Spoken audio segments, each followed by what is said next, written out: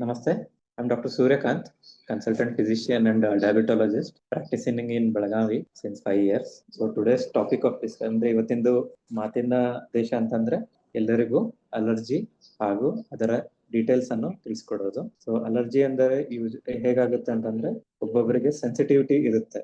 Sensitivity ಅಂತಂದ್ರೆ ಅವರಿಗೆ ಸ್ವಲ್ಪ ಸೆನ್ಸಿಟಿವಿಟಿ ಇರುತ್ತೆ. ಸೊ ಯೂಶಲಿ ಒಬ್ಬೊಬ್ಬರಿಗೆ ಹಾಲು ಅಥವಾ ಮೊಸರು ಅದರ ಅಂಶದಿಂದ, ಇಬ್ಬರಿಗೆ ಧೂಳು ಅಥವಾ ಪ್ರದೂಷಣದಿಂದ, ಒಬ್ಬೊಬ್ಬರಿಗೆ ಹೂವು ಮತ್ತೆ ಹೂವಿನ ಡಸ್ಟ್ ಪೋಲನ್ ಅಂತೀವಿ ಅದಕ್ಕೆ ಇಂಗ್ಲಿಷ್ಗೆ, ಅದರಿಂದ ಆಗುತ್ತೆ. ಸೊ ಇದು ಯೂಶಲಿ ಹೇಗಾಗುತ್ತೆ ಅಂತಂದ್ರೆ ಈ ಅಟೋಪಿಕ್ ನಾನ್ ಅಟೋಪಿಕ್ ಅಂತ ಎರಡು ಟೈಪ್ ಇರುತ್ತೆ. ಇದರಲ್ಲಿ ಹೇಗಾಗುತ್ತೆ, ಒಬ್ಬೊಬ್ಬರಿಗೆ ಜೆನೆಟಿಕ್ ಪ್ರಿಡಾಮಿನೆನ್ಸ್ ಇರುತ್ತೆ, ಅಂದ್ರೆ ಜೀನ್ ಅಲ್ಲದೆ ಸ್ವಲ್ಪ ಅವರಿಗೆ ಅಲರ್ಜಿದು ಪರಿಸರ ಇರ್ತದೆ. ಮುಂದೆ ಅವರು ಹೇಗೆ ಬೀಳುತ್ತಾ ಹೋಗ್ತಾರೆ ಆ ಟೈಮಲ್ಲಿ ಅವರಿಗೆ ಅಲರ್ಜಿ ಮುಂದೆ ಆಗ್ಬೋದು. ಹಾಗಾಗಿ ಇನ್ನೊಬ್ರಿಗೆ ಹೆಂಗಿರ್ತದೆ, ಅಕ್ವೈರ್ಡ್ ಅಂತ ಇರ್ತದೆ, ಅಂದ್ರೆ ಅವರು ಮಾಡ್ಕೊಂಡಂಗೆ ಬೆಳೆದಂಗೆ ಅವರು ರಿಪೀಟೆಡ್ಲಿ ಅಂದ್ರೆ ಪದೇ ಧೂಳಿಗೆ ಪದೇ ಇದು ಡಸ್ಟ್ಗೆ ಎಕ್ಸ್ಪೋಸ್ ಆಗಿ ಅವರಿಗೆ ಇದು ಅಲರ್ಜಿ ಬರಬಹುದು. ಈ ಅಲರ್ಜಿದು ಸಿಂಪ್ಟಮ್ಸ್ ಅಂದ್ರೆ ಏನು ಲಕ್ಷಣಗಳು ಇರ್ತದೆ ಅದು ಮೇನ್ ಆಗಿ ಒಂದೇನಿರ್ತದೆ ಅಲರ್ಜಿಯಲ್ಲಿ ಅಂತಂದ್ರೆ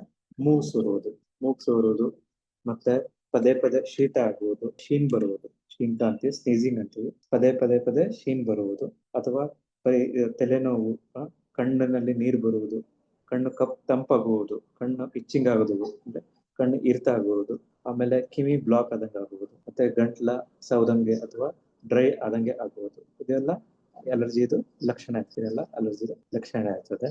ಇದು ಯೂಶಲಿ ಹೇಗಾಗುತ್ತೆ ಅಂತಂದ್ರೆ ಈ ಪೇಷಂಟ್ ಆಲ್ರೆಡಿ ಅವ್ರೇನಾದ್ರು ಪದೇ ಧೂಳಿಗೆ ಅಥವಾ ಪದೇ ಅವರು ಡಸ್ಟ್ಗೆ ಎಕ್ಸ್ಪೋಸ್ ಆದಾಗ ಈ ಟೈಪ್ ಸಿಂಪ್ಟಮ್ಸ್ ಅವರಿಗೆ ಈ ಟೈಪ್ ಇದು ಏನಂತಾರೆ ಲಕ್ಷಣಗಳು ಕಾಣಿಸ್ತಾರೆ.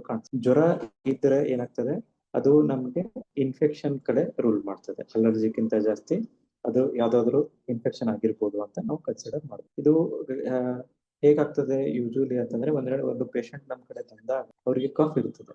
ಅದು ಕಫ್ ಒಣ ಕಫ್ ಇರ್ಬೋದು ಅಥವಾ ಕಫ್ ಜೊತೆ ಇದು ಸ್ಫುಟಮ್ನು ಬರ್ಬೋದು. ಈಗ ಕಫ್ ಡ್ರೈ ಕಫ್ ಇತ್ತಂತಂದ್ರೆ ಏನಾಗ್ತದೆ, ಅಲರ್ಜಿ ಬಹಳ ಫೇವರಬಲ್ ಇರ್ತದೆ. ಇವರಲ್ಲಿ ಇನ್ಫೆಕ್ಷನ್ಸ್ ಅಲ್ಲಿ ಕಫ್ ಜೊತೆ ಇದು ಪೇಷಂಟ್ ಶೀನ್ ಎಲ್ಲ ಜೊತೆ ಕಫ್ನು ಬರ್ತದೆ, ಪ್ರೊಡಕ್ಟಿವ್ ಕಫ್ ಅಂತೀವಿ, ಅದನ್ನು ಬರ್ತದೆ. ಬಟ್ ಇದರಲ್ಲಿ ಹೇಗಿರ್ತದೆ, ಡ್ರೈ ಕಫ್ ಬಹಳ ಇರ್ತದೆ.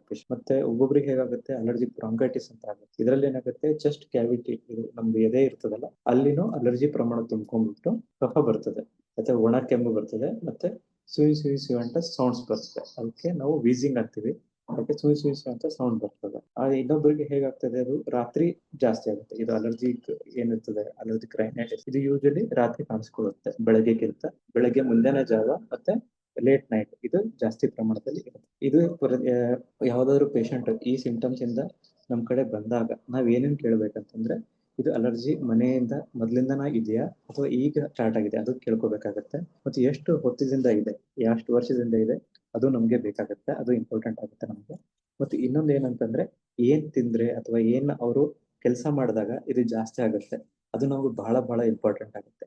ಯಾಕಂದ್ರೆ ಇದು ಅಲರ್ಜಿ ಟ್ರೀಟ್ಮೆಂಟ್ ಅಲ್ಲಿ ಮೇನ್ ನಮ್ದು ಟ್ರೀಟ್ಮೆಂಟ್ ಪಾರ್ಟ್ ಇರೋದು ಅವಾಯ್ಡೆನ್ಸ್ ಆಫ್ ಅಲರ್ಜಿ. ಅಂದ್ರೆ ಇದು ಅಲರ್ಜಿ ಯಾವ್ದ್ರಿಂದ ಅಲರ್ಜಿ ಆಗ್ತಿದೆಯಲ್ಲ ಅದನ್ನ ನಾವು ತಡೆಗಟ್ಟೋದೇ ಇದಕ್ಕೆ ಮೇನ್ ಟ್ರೀಟ್ಮೆಂಟ್ ಇರ್ತದೆ. ಓಕೆ, ಇದರಿಂದ ಏನಾಗ್ತದೆ, ಒಬ್ಬೊಬ್ರಿಗೆ ಅಲರ್ಜಿ ಇರ್ತದಲ್ಲ, ನಮ್ಮ ಇಮ್ಯುನಿಟಿಯಲ್ಲಿ ಒಂದಿಷ್ಟು ಇದು ಸತ್ವಗಳಿರ್ತವೆ.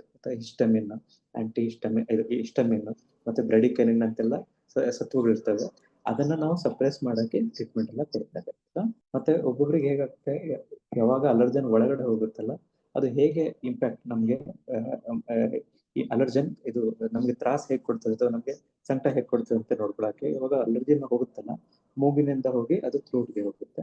ಥ್ರೋಟ್ ಇಂದ ನಮ್ಗೆ ಅದು ಟ್ರೇಕಿಯಾ ಅಂದ್ರೆ ಶ್ವಾಸಕೋಶಕ್ಕೆ ಹೋಗಕ್ಕೆ ಟ್ರೇಕಿಯಾ ಅಂತ ರಂಧ್ರ ಇರ್ತದೆ, ಆಯ್ತಾ, ಶ್ವಾಸಕೋಶಕ್ಕೆ ಹೋಗುತ್ತೆ. ಅಲ್ಲಿ ಹೋದ್ಮೇಲೆ ಏನಾಗುತ್ತೆ, ಅದು ಸೋರ್ಸಸ್ ಎಲ್ಲ ತಗೊಂಡು ಟ್ರಿಗರ್ ಮಾಡಿ ಅವಾಗ ಇವು ಹಿಸ್ಟಮಿನ್, ಬ್ರಾಡಿಕೈನಿನ್ ಅಂತ ಸತ್ತುಗಳು ಬ್ಲಡ್ ಅಲ್ಲಿ ರಿಲೀಸ್ ಆಗಿ ಸೊ ನಮಗೆ ಇವು ಎಲ್ಲ ಮೂಗ್ ಸಪ್ರೇಷನ್ ಆಗೋದು, ತಲೆ ಬ್ಲಾಕ್ ಆಗೋದು, ಈ ಟೈಪ್ ಎಲ್ಲ ಸಿಂಪ್ಟಮ್ಸ್ ನಮ್ಗೆ ಗೊತ್ತಾಗುತ್ತೆ. ಸೊ ಯಾವಾಗಾದ್ರೂ ಈಗ ಏನೇನಿಂದ ಇದು ಅಲರ್ಜಿ ಆಗಬಹುದು ಅಂತ, ಒಂದು ಪೆಟ್ ಡೆಂಡರ್ ಯಾವ್ದಾದ್ರು ಸಾಕು ಪ್ರಾಣಿ ಇತ್ತಂತಂದ್ರೆ ಅದ್ರ ಮೇಲಿಂದ ಕೂದಲು ಇರ್ಬೋದು, ಅದರದ್ದು ಡಸ್ಟ್ ಇರ್ಬೋದು, ಅಥವಾ ಅದರದ್ದು ಫಿಸಿಸ್ ಇರ್ಬೋದು, ಅದ್ರದ್ದು ಏನಾದ್ರು ಪೌಡರ್ ಇತ್ತು ಅಂತಂದ್ರೂ ಅದರಿಂದ ಆಗುತ್ತೆ. ಇನ್ನೊಂದು ಏನಾಗುತ್ತೆ ಅಂತಂದ್ರೆ ಡಸ್ಟ್ ಮೈಟ್ಸ್ ಅಂತ ಬರ್ತವೆ, ಅಂದ್ರೆ ತಿಗಣೆ ಅಂತೀವಿ. ಆ ಟೈಪ್ ಸಣ್ಣ ಹುಳುಗಳಿಂದನೂ ಈ ಟೈಪ್ ಸಣ್ಣ ಹುಳುಗಳು ಕ್ರಿಮಿ ಕೀಟಗಳಿಂದನೂ ಅವು ಪ್ರೊಡ್ಯೂಸ್ ಮಾಡುವಂತ ಇದರಿಂದನೂ ಧೂಳಿನಿಂದನೂ ನಮ್ಗೆ ಇದು ಡಸ್ಟ್ ಅಲರ್ಜಿ ಆಗ್ಬೋದು. ಇನ್ನೊಂದೇನು ಲಾಸ್ಟ್ ಟೈಮ್ ಹೇಳಿದ ಹಾಗೆ ಪೋಲನ್ ಅಂದ್ರೆ ಏನು, ಹೂವಿನ ಏನು ದರ ಇರ್ತದಲ್ಲ ಅದರಿಂದನೂ ಆಗ್ತದೆ. ಇಲ್ಲ ಅಂತಂದ್ರೆ ಹೇಗಾಗುತ್ತೆ, ಬಹಳ ಕಡೆ ಒಂದು ಬಟ್ಟೆ ಇರುತ್ತೆ ಅಂತ ತಿಳ್ಕೊ, ಬಹಳ ನೆನ್ಸಿದ್ದು ಬಟ್ಟೆ ಅದು ಡ್ರೈ ಆಗಿಲ್ಲ ಕಂಪ್ಲೀಟ್ಲಿ ಅಂದ್ರೆ ಅದ್ರ ಮೇಲೆ ಏನದು ಈಸ್ಟ್ ಅಂತ ಆಗುತ್ತೆ, ಮೋಲ್ಡ್ ಅಂತ ಆಗುತ್ತೆ, ಅದರಿಂದನೂ ಅಲರ್ಜಿ ಆಗುತ್ತೆ. ಬಟ್ ಒಬ್ಬೊಬ್ರಿಗೆ ಹೇಗಾಗುತ್ತೆ, ಫುಡ್ ಅಲರ್ಜಿ ಅಂತ ಇರ್ತದೆ. ಅದ್ರಲ್ಲಿ ಏನಾಗುತ್ತೆ, ಡೈರಿ ಪ್ರಾಡಕ್ಟ್ಸ್, ಹಾಲು, ಮೊಸರು, ನಟ್ಸ್, ಶೆಲ್ ಫಿಶ್ ಮತ್ತೆ ನಾನ್ ವೆಜ್ ಐಟಮ್ಸ್ ಇಂದಾನು ಒಂದಿಷ್ಟು ಮಂದಿಗೆ ಅಲರ್ಜಿಕ್ ರೆಸ್ಪಾನ್ಸ್ ಬರ್ತದೆ. ಓಕೆ, ಸೊ ನಾವೀಗ ಅಲರ್ಜಿ ಬಂದಾಗ ಇದು ಅಲರ್ಜಿನೋ ಅಥವಾ ಕಾಮನ್ ಕೋಲ್ಡ್ ಅಂದ್ರೆ ವೈರಲ್ ಕಾಮನ್ ಕೋಲ್ಡ್, ಇದು ಡಿಫ್ರೆನ್ಸ್ ನಮ್ಗೆ ಹೇಗೆ ಗೊತ್ತಾಗುತ್ತೆ ಅಂತಂದ್ರೆ, ಯೂಶಲಿ ಅಲರ್ಜಿ ಏನಾದ್ರೂ ಅಲರ್ಜಿ ಅದು ಆಗಿತ್ತಂತಂದ್ರೆ ನಮ್ಗೆ ಇದು ಬಹಳ ಲಾಂಗರ್ ಟೈಮಲ್ಲಿ ಇರ್ತದೆ. ಕಾಮನ್ ಕೋಲ್ಡ್ ಹೇಗಾಗುತ್ತೆ, 3 ಇಂದ 7 ದಿವಸದಲ್ಲಿ ಬಂದಾಗ್ಬಿಡ್ತದೆ ಎಲ್ಲ ಸಿಂಪ್ಟಮ್ಸ್ ಎರಡಕ್ಕೂ ಸೇಮೇ ಇದ್ರು ಸಹ ಇದಕ್ಕೂ 1 ವಾರದ ಡ್ಯೂರೇಷನ್ ಅಲ್ಲಿ ಕಾಮನ್ ಕೋಲ್ಡ್ ಕಡಿಮೆ ಆಗುತ್ತೆ ಯೂಶಲಿ. ಬಟ್ ಇದು ಅಲರ್ಜಿಕ್ ಕಫ್ ಹೇಗಿರುತ್ತೆ, ಎಲ್ಲಿವರೆಗೂ ಇದು ಅಲರ್ಜನ್ ನಾವು ತಡೆಗಟ್ಟುದಿಲ್ಲ ಅಲ್ಲಿವರೆಗೂ ಇದು ಕಂಟಿನ್ಯೂ ಸತತವಾಗಿ ಬರ್ತಾನೆ ಇರ್ತದೆ. ಮತ್ತೆ ಯೂಶಲಿ ಹೇಗಾಗುತ್ತೆ, ಕಾಮನ್ ಕೋಲ್ಡ್ ಅಲ್ಲಿ ಗಂಟಲು ಡ್ರೈ ಆಗೋದು, ಮೈಕೈ ನೋಸೋದು ಅದೆಲ್ಲ ಬಹಳ ಇರ್ತದೆ. ಬಟ್ ಅಲರ್ಜಿಲಿ ಹೇಗಾಗುತ್ತೆ, ಕಣ್ಣಿನಿಂದ ನೀರು ಬರೋದು, ಮೂಗು ಸೋರುವುದು, ಬಹಳ ಶೀನ್ ಬರುವುದು, ಅದೆಲ್ಲ ನಮಗೆ ಇದು ಅಲರ್ಜಿಕ್ ರೈನೈಟಿಸ್ ಅಲ್ಲಿ ಬಹಳ ಕಾಣುತ್ತೆ. ಮತ್ತೆ ಯೂಶಲಿ ಹೇಗಾಗುತ್ತೆ, ಅಲರ್ಜಿಕ್ ಇದು ಅಲ್ಲ, ಸೀಸನ್ ವೈಸ್ ಇರ್ತದೆ. ಯಾವಾಗ ನಾವು ಪೌಲ್ಟ್ರಿ ಅದು ಮಾಡ್ತೀವಿ ಅಥವಾ ಯಾವಾಗಾದ್ರೂ ಗ್ರಾಸ್ ಕಟ್ ಮಾಡ್ತೀವಿ ಅಥವಾ ಯಾವಾಗಾದ್ರೂ ನಾವು ರೈತರು ಬೆಳೆ ಬೆಳೆಯುವಾಗ ಹೊರಕು ಮಾಡ್ತಾರಲ್ಲ ಆ ಟೈಮಲ್ಲಿ ಇದು ಅಲರ್ಜಿಕ್ ರೈನೈಟಿಸ್ ಜಾಸ್ತಿ ಎಪಿಸೋಡ್ಸ್ ಇರ್ತದೆ. ಕಾಮನ್ ಕೋಲ್ಡ್ ಸೀಸನಲ್ ಇರ್ತದೆ, ಯಾವಾಗ ವಿಂಟರ್ ಸೀಸನ್ ಬರ್ತದೆ ಅಥವಾ ರೇನಿ ಸೀಸನ್ ಬರ್ತದೋ, rainy to winter season usually ಇದು ಮಾಡ್ತದೆ ಜಾಸ್ತಿ. ಸೊ ಈ ಪ್ರಕಾರ ಬಂದಾಗ ನಾವು ಈಗ ಫಸ್ಟ್ ಪೇಷಂಟ್ ನಮ್ ಕಡೆ ಬಂದಾಗ ನಾವು ಏನ್ ಮಾಡ್ಬೇಕು ಅಂದ್ರೆ, ನಮ್ ಕಡೆ ಬಂದಾಗ ಯೂಶಲಿ ನಾವು ಡಿಟೇಲ್ ಆಗಿ ಈ ಸಿಂಪ್ಟಮ್ಸ್ ಎಲ್ಲ ಕೇಳ್ತೇವೆ. ನಾವು ಏನೇನಾಗಿದೆ, ಹೇಗಾಗಿದೆ, ಫ್ಯಾಮಿಲಿಯಲ್ಲಿ ಯಾರಿಗಾದ್ರೂ ಈ ಟೈಪ್ ಸಿಂಪ್ಟಮ್ಸ್ ಇದೆಯಾ, ಅದು ನಮಗೆ ಇಂಪಾರ್ಟೆಂಟ್ ಆಗುತ್ತೆ. ಇನ್ನೊಂದು ಏನ್ ಕೇಳ್ತೀವಿ ಅಂತಂದ್ರೆ ಸೀಸನಲ್ ವೇರಿಯೇಷನ್, ಪರ್ಟಿಕ್ಯುಲರ್ ಒಂದೇ ಸೀಸನ್ ಬರ್ತಿದೀವೋ ಅಥವಾ ಏನಾದ್ರು ಕೆಲಸ ಮಾಡಿದ್ರೆ ಬರ್ತದೆ ಅದು ಕೇಳ್ತೀವಿ ಅಂತ. ಇನ್ನೊಂದು ಏನಿದೆ, ವಿ ಹ್ಯಾವ್ ಟು ಡಿಫ್ರೆನ್ಶಿಯೇಟ್ ಅಂದ್ರೆ ಇದು ಕಾಮನ್ ಕೋಲ್ಡ್ ಅಥವಾ ಅಲರ್ಜಿಕ್ ರೈನೈಟಿಸ್, ಇದು ನಾವು ಡಿಫ್ರೆನ್ಶಿಯೇಟ್ ಮಾಡಬೇಕು. ಮತ್ತೆ ಇನ್ನೊಂದೇನು, ಯಾವಾಗಾದ್ರೂ ಪೇಷಂಟ್ ರಿಪೀಟೆಡ್ಲಿ ಅವ್ರಿಗೆ ಇದು ಆಗ್ತಿದೆ, ಒಂದು ಕೋರ್ಸ್ ಕೊಟ್ಟಾಗ ಕಡಿಮೆ ಆಗೋದು ಮತ್ತೆ ಬರ್ತಿದ್ರೆ, ಸೊ ಅವರಿಗೆ ಫರ್ದರ್ ಎವಾಲ್ಯೂಯೇಷನ್ ಅಂತ ಮಾಡ್ಬೇಕಾಗುತ್ತೆ. ಇದು ಕನ್ಫರ್ಮ್ ಆಗಿ ಅಲರ್ಜಿಕ್ ರೈನೈಟಿಸ್ ಅಂತ ನೋಡೋಕೆ ಕನ್ಫರ್ಮೇಟಿವ್ ಟೆಸ್ಟ್, ಅದರಲ್ಲಿ ಏನ್ ಬರುತ್ತೆ ಅಂತ ಒಂದು ಸ್ಕಿನ್ ಟೆಸ್ಟಿಂಗ್ ಅಂತ ಬರುತ್ತೆ. ಅದರಲ್ಲಿ ಏನ್ ಮಾಡ್ತೀವಿ ನಾವು, ಸಣ್ಣ ಪ್ರಮಾಣದ ಕಾಮನ್ ಅಲರ್ಜನ್ಸ್ ಅಂದ್ರೆ ಡಸ್ಟ್ ಆಯ್ತು, ಏನಂತಾರೆ ಪಾಲನ್ ಆಯ್ತು, ಅದರ ತಿಳಿದುಕೊಂಡು ಸ್ಕಿನ್ನಿಗೆ ಪ್ರಿಕ್ ಮಾಡ್ತೇವೆ. ಮತ್ತೆ ರೆಸ್ಪಾನ್ಸ್ ಹೇಗಿರುತ್ತೆ ಅಸೆಸ್ ಮಾಡ್ತೇವೆ. ಆ ಸ್ಪಾಟ್ ಇನ್ ಕೇಸ್ 15 ರಿಂದ 20 ನಿಮಿಷದೊಳಗೆ ಸ್ವಲ್ಪ ಉಬ್ಬುತ್ತು ಅಂದ್ರೆ ಅಥವಾ ಏನಾದ್ರು ಇಚಿಂಗ್ ಜಾಸ್ತಿ ಆಯ್ತು ಅಂತಂದ್ರೆ ನಾವು ಸ್ಕಿನ್ ಟೆಸ್ಟ್ ಪಾಸಿಟಿವ್ ಅಂತ ಹೇಳ್ತೀವಿ. ಮತ್ತೆ ಇನ್ನೊಂದಿಷ್ಟು ಸ್ಪೆಸಿಫಿಕ್ ಅಲರ್ಜಿ ಸಲುವಾಗಿ ಆಂಟಿಬಾಡಿ ಟೆಸ್ಟ್ ಅಂತ ಇರ್ತದೆ, IgE ಆಂಟಿಬಾಡಿ ಟೆಸ್ಟ್, ಅದು ರಕ್ತದಲ್ಲಿ ನಾವು ಗುರುತಿಡ್ತೇವೆ. ಇನ್ನೊಂದು ಪೇಷಂಟ್ ಬಹಳನೇ ಚೆಸ್ಟ್ ಪೇನ್ ಅಥವಾ ಶ್ವಾಸಕ್ಕೆ ಡಿಫಿಕಲ್ಟಿ ಇತ್ತಂದ್ರೆ ನಾವು ಸ್ಪೈರೋಮೆಟ್ರಿ ಅಂತ ಮಾಡ್ತೇವೆ. ಅದು ಅಸ್ತಮದಲ್ಲಿ ಮೇನ್ಲಿ ಮಾಡೋದು ನಾವು. ಬಟ್ ಇದರಲ್ಲಿ ನಮಗೆ ಡಯಾಗ್ನೋಸ್ ಮಾಡೋಕ್ಕೆ ಪೇಷಂಟ್ ಹೆಲ್ಪ್ ಆಗುತ್ತೆ. ಸೊ ಒಂದು ಪೇಷಂಟ್ ಯಾವಾಗಾದ್ರೂ ಈ ಯಾವಾಗ ಡಾಕ್ಟರ್ನ ವಿಸಿಟ್ ಮಾಡ್ಬೇಕಂತಂದ್ರೆ, ಯಾವಾಗ ಈ ಅಲರ್ಜಿ ಜೊತೆ ಅವರಿಗೆ ಗಂಟಲು ಕೆರೆತ ಆಗೋದು, ಉಸಿರಾಟಲ್ಲಿ ತೊಂದರೆ ಆಗೋದು, ಚಕ್ಕರ್ ಬದಗೆ ಆಗೋದು, ಜ್ವರ ಬರೋದು, ಮತ್ತೆ ಮೈಕೈನೋ ಜಾಸ್ತಿ ಇತ್ತು ಅಂತಂದ್ರೆ, ಮತ್ತೆ ಇನ್ನೊಂದು ಏನಂತಂದ್ರೆ ಎದೆ ಡವ ಜಾಸ್ತಿ ಆಯ್ತು ಅಂತಂದ್ರೆ ಅವ್ರಿಗೆ ಇಮಿಡಿಯೇಟ್ಲಿ ಡಾಕ್ಟರ್ನ ಕನ್ಸಲ್ಟ್ ಮಾಡಕ್ಕೆ ಹೇಳ್ಬೇಕು. ಇದನ್ನ ಯಾವಾಗಾದ್ರೂ ಈ ಟೈಪ್ ಅಲರ್ಜಿಕ್ ರೈನೈಟಿಸ್ ಆದಾಗ ಆಸ್ ಅ ಡಾಕ್ಟರ್ ನಮಗೆ ಒಂದಿಷ್ಟು ಡ್ರಗ್ಸ್ ಇರ್ತದೆ, ನಾವು ಅದನ್ನ ಪ್ರಿಸ್ಕ್ರೈಬ್ ಮಾಡ್ಬೇಕಾಗುತ್ತೆ. ಅದರಲ್ಲಿ ಬರೋದು ಮೇನ್ಲಿ ಏನಂತಂದ್ರೆ symptomatic treatment. Mainly patient should be comfort, ಅಂದ್ರೆ ಪೇಷಂಟ್ ಆರಾಮಾಗಿರ್ಬೇಕಂತಂದ್ರೆ ಸಿಂಟಮ್ಯಾಟಿಕ್ ಅಂದ್ರೆ ಏನ್ ಅವ್ರಿಗೆ ತ್ರಾಸ ಆಗ್ತದಲ್ಲ ಅದನ್ನ ಅಡ್ರೆಸ್ ಮಾಡಿ ನಾವು ಟ್ಯಾಬ್ಲೆಟ್ಸ್ ಮತ್ತೆ ಇದು ಕೊಡ್ಬೇಕಾಗ್ತದೆ. ಅದರಲ್ಲಿ ಮೇನ್ಸ್ ಬರೋದು ಆಂಟಿಹಿಸ್ಟಮಿನ್ ಅಂತ ಬರ್ತದೆ. ಅದರಲ್ಲಿ ಡ್ರಗ್ಸ್ ಲೋರಾಟಿಡಿನ್ ಮತ್ತೆ ಸಿಟ್ರಿಡಿನ್ ಅಂತ ಡ್ರಗ್ಸ್ ಬರ್ತವೆ. ಇನ್ನೊಂದ್ ಏನ್ ಮಾಡ್ತೇವೆ, ನೋಸ್ ಎಲ್ಲ ಬ್ಲಾಕ್ ಆಗಿರುತ್ತಲ್ಲ, ಇದೆಲ್ಲ ನೋಸ್ ಬ್ಲಾಕ್ ಆಗಿ ಇದರ ಸಲುವಾಗಿ ಡಿಕಂಜೆಸ್ಟೆಂಟ್ ಅಂತ ಕೊಡ್ತೇವೆ. ಅದರಲ್ಲಿ ಮೇನ್ಲಿ ಬರೋದು ಸೂಡೋ ಎಫಿಡ್ರಿನ್ ಅನ್ನೋ ಡ್ರಗ್. ಮತ್ತೆ ಬಹಳ ಇನ್ ಕೇಸ್ ಬ್ಲಾಕೇಜ್ ಇತ್ತು, ಉಸಿರಾಟಕ್ಕೆ ತೊಂದರೆ ಇತ್ತು, ನಾವು ನೇಸಲ್ ಡ್ರಾಪ್ಸ್ ಅಂದ್ರೆ ಸ್ಟೀರಾಯ್ಡ್ ಡ್ರಾಪ್ಸ್ ಕೊಡ್ತೇವೆ. ಅದರಲ್ಲಿ ಮೇನ್ ಬರೋದು ಫ್ಲೂಟಿಕೋಸಮ್. ಮತ್ತೆ ಪೇಷಂಟ್ ಗೆ ಜಾಸ್ತಿ ಕಫ್ ಅದು ಇತ್ತಂತ ತಿಳ್ಕೊಳ್ಳಿ, ನಾವು ಅವಾಗ ಟೆಂಪರರಿ ಅರ್ಜ್ ಕಂಪ್ಲೀಟ್ ಮಾಡಕ್ಕೆ, ಕೆಮ್ಮಿನ ಅರ್ಜ್ ಕಂಪ್ಲೀಟ್ ಮಾಡಕ್ಕೆ ನಾವೇನ್ ಕೊಡ್ತೇವೆ, ಅವರಿಗೆ ಕಫ್ ಸಿರಪ್ ಅದರಲ್ಲಿ ಕೊಡ್ತೇವೆ.